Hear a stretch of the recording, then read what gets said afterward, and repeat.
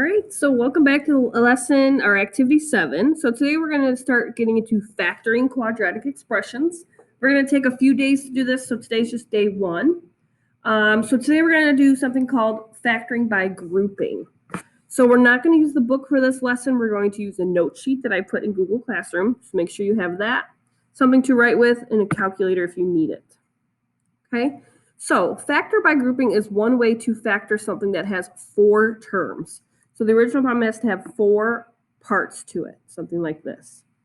Okay, 1, 2, 3, 4. Okay, so what we want to make sure we do, and here's the steps, so you can follow these or come back to these if you need, but we factor by grouping. We call it that because we kind of pair up 2 terms at a time. So we would split this into 2 groups. So I would take the first pair, this x squared plus 7x, and I would factor out its GCF, its greatest common factor. So in this case, all they have in common is 1x. So when I take that out, I'd have x plus 7 left over. Okay, I always bring down the sign in the middle, and then I can look at my second group, the 2x plus 14. So if I look at them, what do they have in common? They have a 2, so I would pull the 2 out, and that leaves me with x plus 7. So here's the big part of this. Your parentheses should match, so the things that are in the parentheses here. If you don't get something that matches, you know you did something wrong. So if they don't match, go back to steps 3 and 4 and see what maybe you didn't pull out the biggest common factor or something like that. But the way we write our final answer is I call these twins and loners.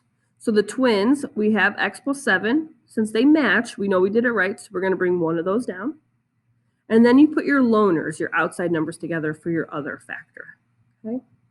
So you can refer back to this step by step if you want, but I'm going to go through a couple of examples here on the bottom for you guys, and then you'll try some.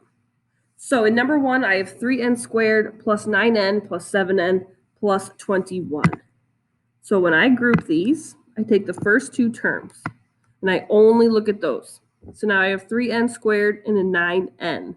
So we take out their GCF, their greatest common factor. Well, 3 and 9, they definitely have a 3 in common. This has n squared and this has an n, so they only have one n in common I can take out. So factoring is kind of like division. Okay, you're dividing out this common factor in front. So if I look at my first term, 3n squared, I took out the 3, I took out one of the n's, so I have one n left. And then the second term, I had 9n, so if I had 9 divided by 3, that's 3. I took the n out, so there's no more n left there.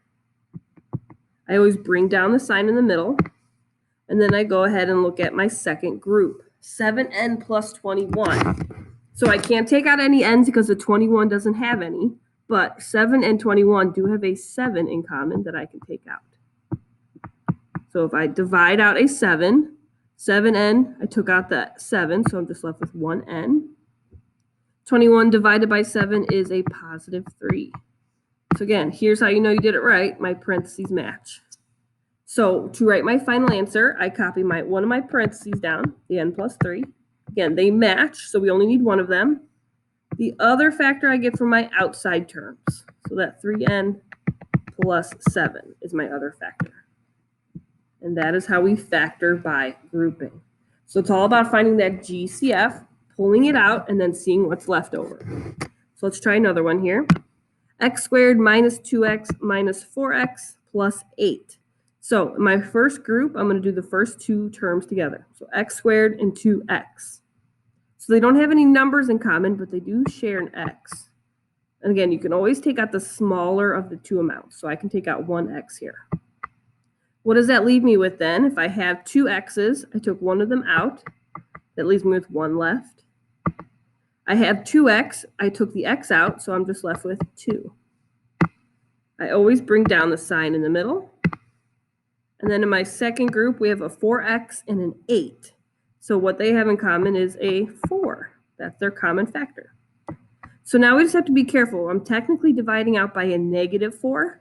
So if we have negative 4x divided by negative 4, that's going to mean with positive x.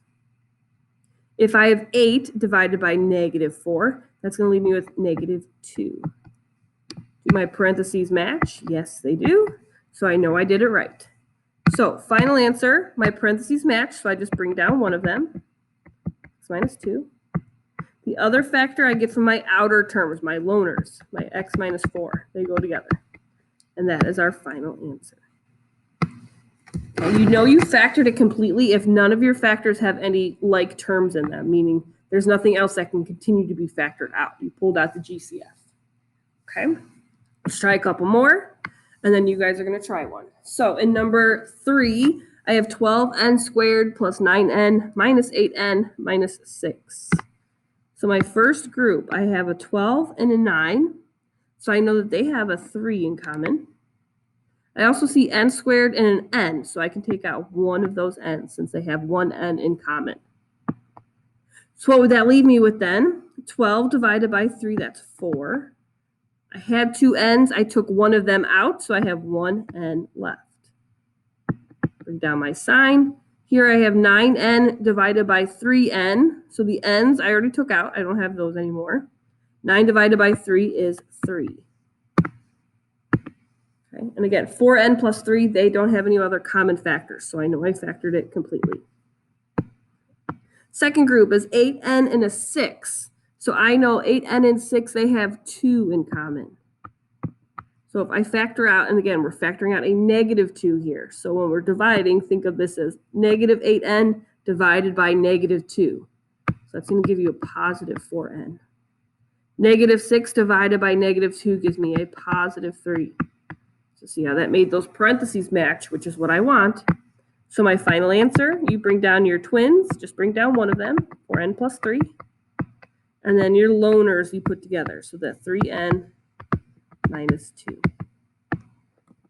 Final answer.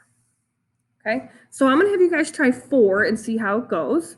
So try factoring 4 by grouping. 16x squared plus 4x plus 4x plus 1. So go ahead and group the first 2 terms, take out the GCF. Do the same thing with the second 2 terms. So take a minute here and try that now. Okay, let's go through it. So this one I have 16x squared plus 4x. They have a 4x in common. So if I divide these 2 terms then by 4x, I'm going to get 4x plus 4x divided by itself is going to give me a plus 1 here. So this one was a little tricky because what happens in this second term? So here I have 4x plus a 1. So there's no obvious common factor here, 4x plus 1. They don't have anything in common as it looks. But just remember, all factors have at least 1 as a common factor. You can multiply anything by 1, so they all share that as a common factor. So if it doesn't look like you can't take anything out, you can always take out a 1. So we have plus 1. Now, if I divide something by 1, it doesn't change anything. So I still have 4x minus 1, which is what I want. My parentheses match, so I did it right. So my parentheses come down, my matching parentheses. I bring down one of those factors, the 4x plus 1. And then I put together my outer terms, my loners, which also happen to be 4x plus 1. So that's our final answer. Now, technically, we could write this as 4x plus 1 squared, but I would take either answer. Okay. All right, I'm just going to have you guys try one more on the next slide. Now, this isn't on your note sheet, so maybe just write it on the side here. But give this problem a try. The numbers are a little bigger, but not too bad. So this one has 49n cubed minus 42n squared minus 35n plus 30. So start with the first 2 terms and think about what's their greatest common factor. Go ahead and take that out and see if you can solve this one. Okay, here's what the final answer should be. So I'm going to go through it real quick and see if we get that. But if we have a 49 and a 42, their greatest common factor is a 7. So I would take that out. Now looking at my variables, I have 3 n's here and 2 n's here. So that means they have at least 2 n's in common. Okay, I can't take out n cubed because this one doesn't have 3. He only has 2 n's. So if I write it like this, maybe it's a little easier. You can see they have 2 in common. That's why it's the GCF. Okay. So now if I take that out, maybe I should leave that in there. That might help us see it. Okay. I have 49 divided by 7. That's going to give me a 7. I had 3 n's. I took 2 of them out. It leaves me with 1 left. And then the second term, 42 divided by 7 is a 6. I had 2 n's, and I took both of those 2 n's out, so that's done. Okay, in my second group, I see a 35 and a 30. So that is telling me we have a common factor of 5 there. So same thing, remember, you're technically dividing here by a negative 5. So negative 35n divided by negative 5 would be positive 7n. 30 divided by negative 5 gives me negative 6. So I got my parentheses to match, which is what I want. So to write my final answer, I take down one of my parentheses. They match, so we only need one of them. And then my other factor comes from my outer terms. 7n squared minus 5. So if you notice, the answer I got is in a different order from the answer that I got from the computer. But since it's multiplication here, order does not matter. So as long as you have both of your parentheses and they had the right numbers in there, that's fine. So you can write it in either order. Order does not matter for your final answer. Okay? But that is how we factor by grouping.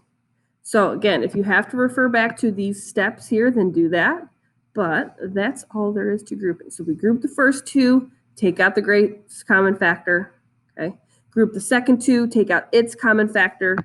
Again, you know you did it right if your parentheses match. So you take those down as one of your factors. And then your loners, your outer numbers, give you your other factor. Okay? So that's it. We're going to continue with factoring in tomorrow's lesson for part 2.